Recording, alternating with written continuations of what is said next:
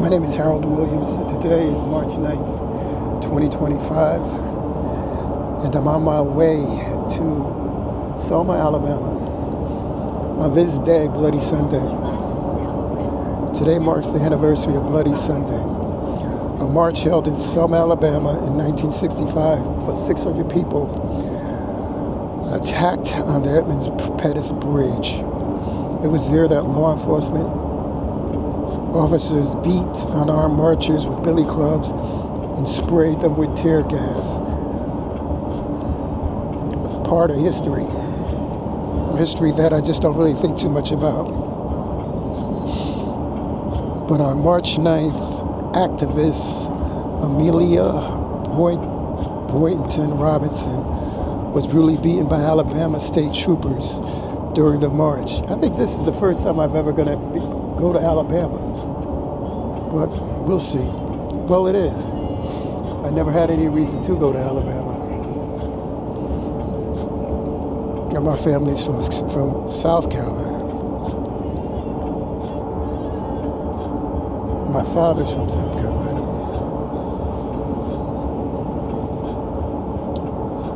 But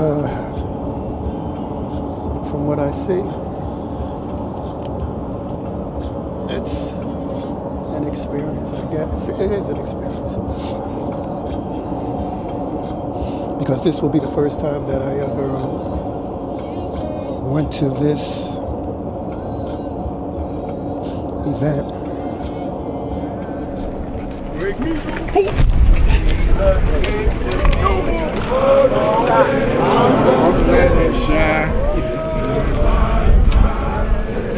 Come on, let it shine.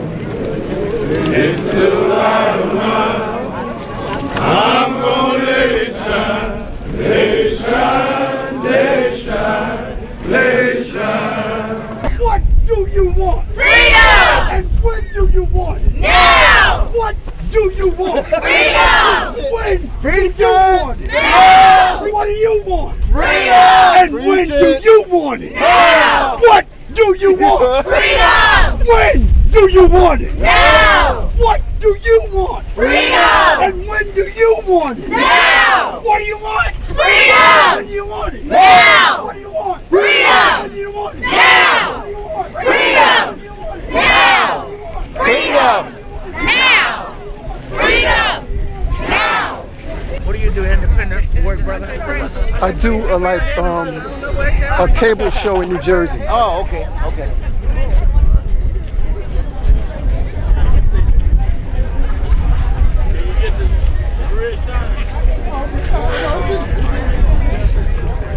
Might be on ebony, man. You never know. Where's the microphone? We must love and support one another. We must love and support one another. We have nothing to lose but our day. We have nothing to lose but our day. When I say remember, you say John Lewis. Remember. John Lewis. Remember. John Lewis. Remember. John Lewis. Remember. John Lewis. When I say remember, you say Amelia Point. Remember. Amelia Point. Remember. Amelia Point. I say remember. You say Ella Baker, remember! Ella Baker! Remember! Ella Baker! Remember! Ella Baker! Remember! Ella Baker! Remember! Remember! Medgar! Remember! Medgar! Remember! Medgar! I say remember, you say Emmett Till! Emmett Till! Emmett Till! Emmett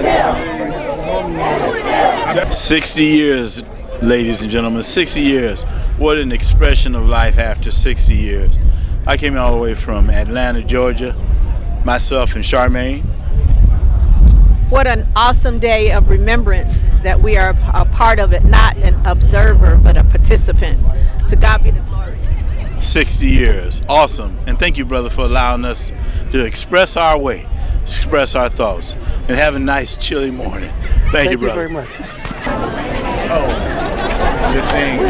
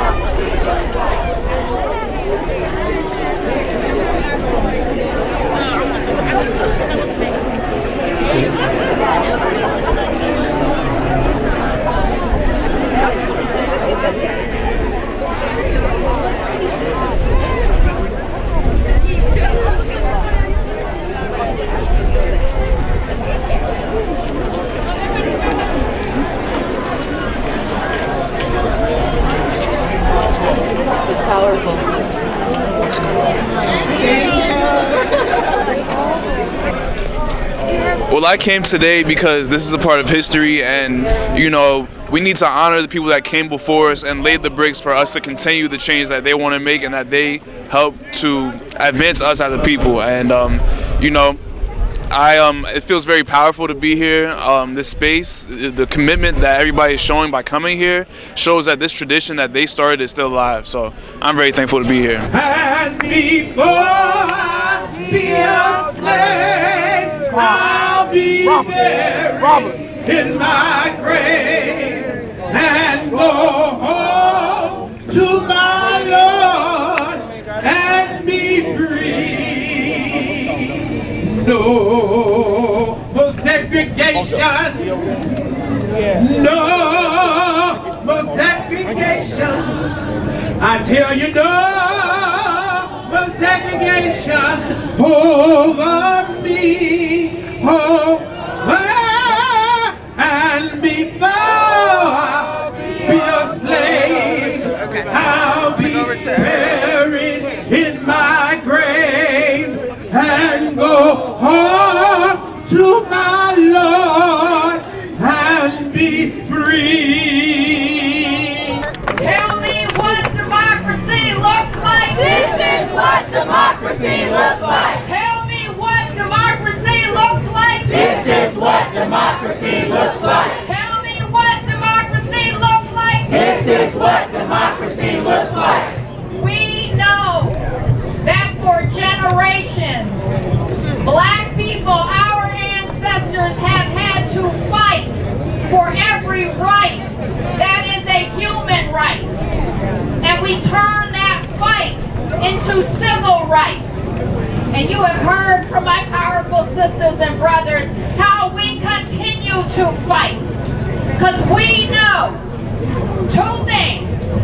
We know the promised land is not a promise until we make it one. Democracy is a demand. This is what diversity looks like. It looks qualified. It looks excellent. It looks powerful. It looks like us. So all I can tell you right now is they brought the fight and we gonna bring the fire. It is on, but it is on because we are America. And we will make this country live up to its ideals so that this democracy is our democracy.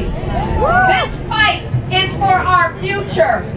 And all I can say is we march on. And here is the truth. No justice, no peace. No justice, no peace. No justice, no peace. Peace out.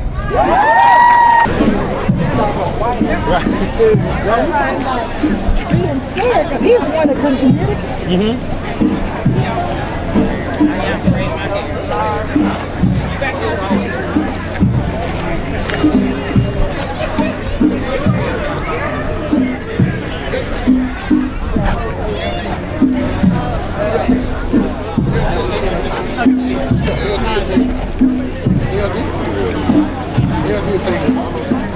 Oh, we got to go away right here.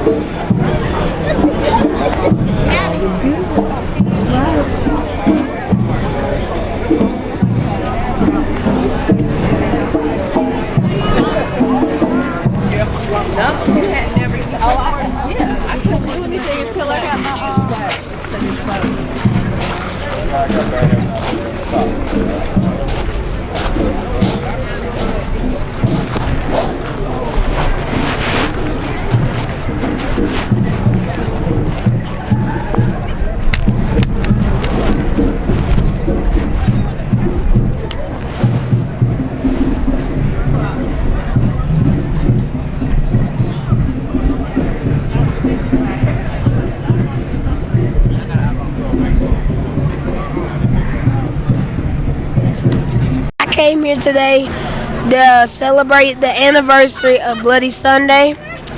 And it's actually pretty surprising looking at all the people around here to come and celebrate. Thank you, man. Thank you, brother. You're welcome, sir. Yeah, enjoy the day. Hey, he want to do it? Go, bro. Hey, you know, it's just a blessing to be out here. Remember what our ancestors did, to walk across this bridge. It woke up something inside of me for Black History. I know it's not Black History Month, but I raised my fist. Thank you. Thank you. I appreciate it very much. Why did you come out today? Yeah, just tell him. So you want to enjoy Selma. Come on. This one? Yeah, it's on. I came out here today to walk the bridge.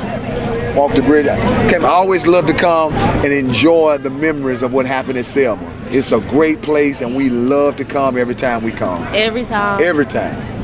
Thank you. I appreciate it. Good job, man. Enjoy your day. Appreciate it, man.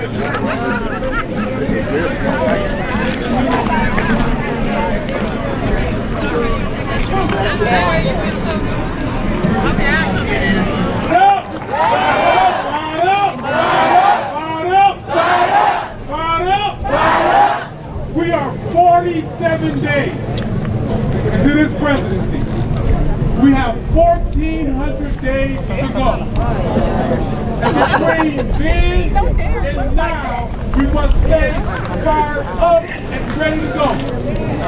The reason why today is important, 60 years of accomplishment. 60 years of growing and developing and perfecting democracy in the backdrop of a set of individuals who never stopped fighting against the notion of a true representative democracy. A quick history lesson, because for me to understand the fight we're against, we need to understand who we're fighting.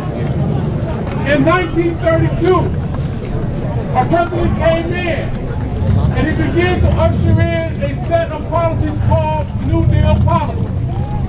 It transformed the role of government and expectations, but it didn't include black folks. In 1964, a new era came in where we began to fight for rights like a full civil rights bill and Voting Rights Act and Fair Housing Act to ensure the New Deal policy impact us. But those white folks who hated New Deal, they never quit fighting. They organized John Birch Society. They identified an intellectual by the name William F. Buckley. They partnered with a person who's running for presidency by the name of George Wallace, who tapped into the racist vein of the South, and with that they created a new strategy, creating the Heritage Institute. And it was the Heritage Institute that drafted Project 2025. We are in an ongoing fight. We only lost a scrimmage, but the war will be won. Why? Because we will stay fired up, and ready to go. In this moment, let's not be fooled when they put DI over here and they stick their middle finger at you down here. It's a distraction, because the goal is to take our federal tax dollars and defund Social Security, to defund Medicaid, to defund Medicare, to redefine the role of government so that those wealthy individuals can continue to control as they did prior to 1932. That's the fight we're in. And if anyone else tells you that this distraction over here is the fight, look away. Look over here. On Friday, our Congress will be debating whether or not to keep the government open. In the midst of that is a continuing resolution. Any member who depend on our vote to cut a deal with the opposition, we should put a target on them and run their ass out of office. Our fight must be clear. We cannot be intoxicated by charisma. We cannot be distracted by noise. We have to be focused. That this is about all the people, not some of the people. And here we are representing all the people, and we will remain fired up, fired up, fired up, fired up, fired up, fired up, ready to go. Ready to go.